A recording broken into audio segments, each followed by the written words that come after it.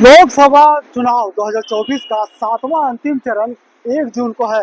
आखिरी चरण के चुनाव प्रचार के लिए प्रधानमंत्री नरेंद्र मोदी आज झारखंड की उपराजधानी दुमका पहुंचे। यहां पीएम मोदी ने चुनावी रैली को संबोधित करते हुए झारखंड की महागठबंधन जेएमएम, कांग्रेस और राजद सरकार पर निशाना साधा है।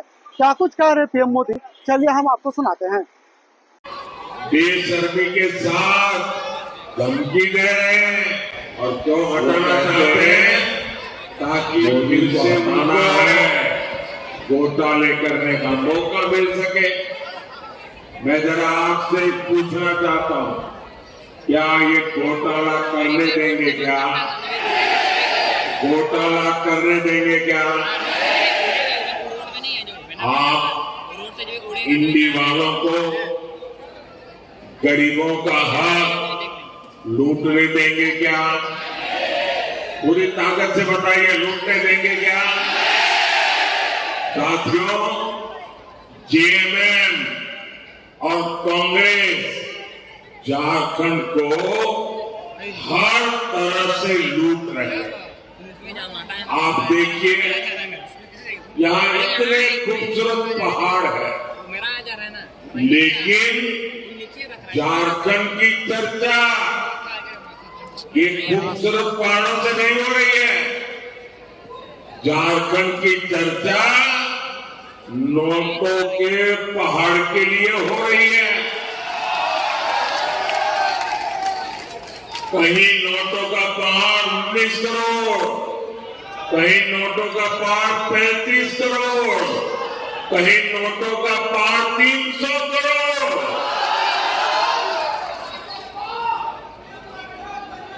भाई बहन, मैं आपको बताता हूं, मैं तो प्रधानमंत्री हूं ना, 13 साल मुख्यमंत्री रहा था, लेकिन मैंने अपनी आंखों से नोटों का पहाड़ कभी देखा नहीं है।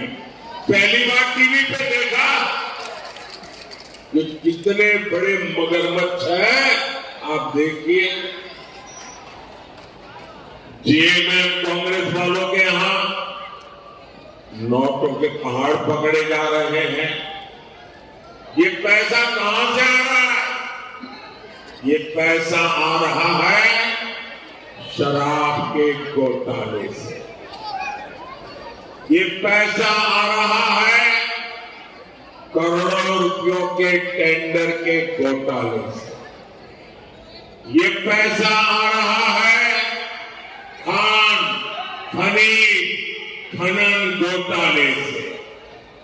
अकेले साहिबगंज जिले में 1000 करोड़ के खनन घोटाले का पता लगा है। साथियों, इन लोगों ने जमीनें हड़पने के लिए अपने माता पिता का नाम बदल दिया।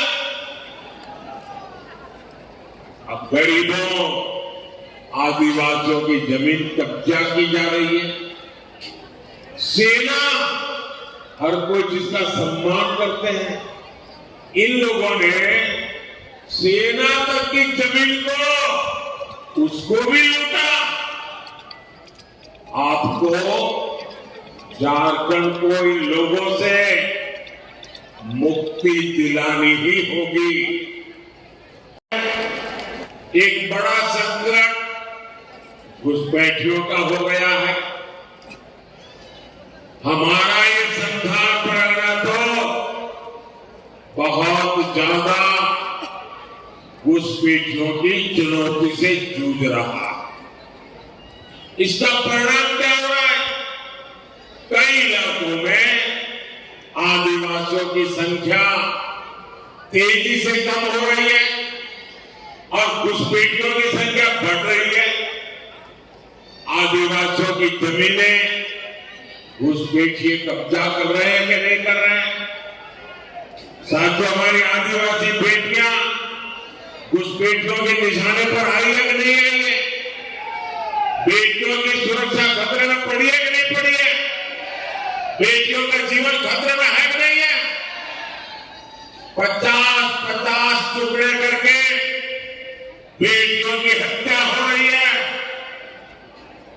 किसी आदिवासी बेटी को जिंदा जला दिया जाता है, किसी आदिवासी बेटी की जुबान खींच ली जाती है। आदिवासी बेटियों को निशाना बनाने वाले ये कौन लोग हैं? आखिर तो इन्हें केंद्र सरकार पाल पोस रही है। और मुझे तो अभी हमारे साथी बता रहे थे, बोले लव जिहाद शब्द जो है ना, वो सबसे पहले झारखंड में आया, झारखंड वालों ने शब्द दिया। अब देखिए हमारे देश में रविवार को छुट्टी होती है, हॉलीडे।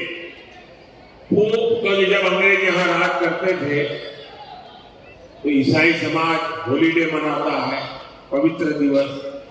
तो तब से रविवार परंपरा शुरू हुई। अब रविवार को हिंदुओं से जुड़ा हुआ नहीं है, ईसाई समाज से जुड़ा हुआ है। 200 साल से 300 साल से यहां चल रहा है। अब उन्होंने एक जिले में रविवार की छुट्टी पर ताले लगवा दिए, बोले शुक्रवार को छुट्टी होगी। अब ईसाइयों से भी झगड़ा, पहले हिंदुओं से झगड़ा, अब ईसाइयों से झगड़ा। ये क्या चल रहा है भाई? साथियों, इंडी गठबंधन की देश विरोधी राजनीति का एक खतरनाक फॉर्मूला है। उनका फॉर्मूला है घोर सांप्रदायिक राजनीति करो,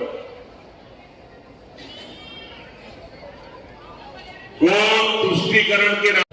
उनका फॉर्मूला है घोर सांप्रदायिक राजनीति करो, घोर तुष्टीकरण की राजनीति करो, अलगाववादियों को संरक्षण दो, आतंकवादियों का बचाव करो, और जो उसका विरोध करे उस पर हिंदू मुसलमान करने का आरोप लगा दो। इंडी जमात वाले धर्म के आधार पर मुसलमानों को आरक्षण देते हैं।